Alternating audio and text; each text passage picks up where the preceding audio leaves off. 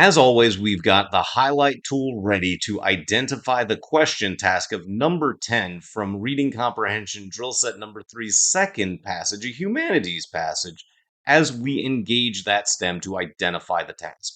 The question reads, the author refers to lum, third sentence of the first paragraph, in order to. So whenever you see the phrase in order to, that's just saying why is this included, not simply what did it say. So I'm going to just highlight author refers to lum in order to, and you can see that green highlight color will not go away. So I don't really need to highlight anything in the paragraph because I know exactly where lum is. Now I have to read at least a sentence above and a sentence below to gather enough relevant context, but you'll note that it actually happens to be in one of our main idea highlighted sentences.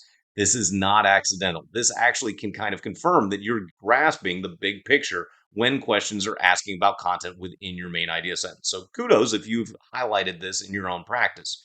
But we'll have to read a little bit of a bigger window, and then we're going to predict mentally why the author refers to lum in the context that we've read. So together with colleagues like Lucien Febvre, Bloch aspired to reform the way history was studied, taught, and written about. For the Annales scholars, history's central subject was not political events and leaders, but lum, human beings whose world was to be rediscovered through research into the evidence concerning topics as diverse as fields, forests, huts, chapels, and counting rooms, as well as libraries, courtrooms, and palaces. The task of the historian for these scholars was not merely to publish facts that speak for themselves, as positivists maintained.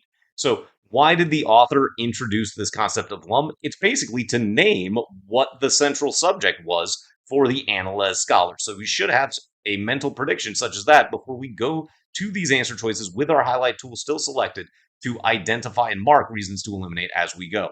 So choice A, express a similarity between institutions. Well, no, we're actually calling out the Annales scholars as being unique. So it's not about similarity. We can eliminate choice A hopefully almost immediately.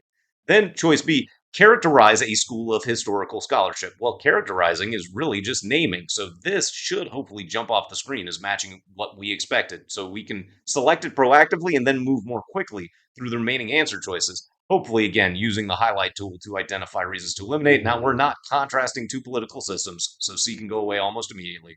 We are not referring to a source, so that can go away as well. And then choice E, question and approach's validity. Well, the author certainly doesn't seem to be questioning the approach of the Annales scholars. The author seems to be in favor of it. And you can see by being proactive and reading specifically, you can make a question like number 10 go rather quickly. If you enjoyed this LSAT reading comprehension explanation video, please consider liking it or subscribing to our channel so that you'll be alerted when new explanation videos are produced by my guru. Also, check out the description below because within it, you'll find links to full prep test sets of explanations as well, and some additional links that can help you as you walk your LSAT journey. And remember that applying to law school is supposed to be hard.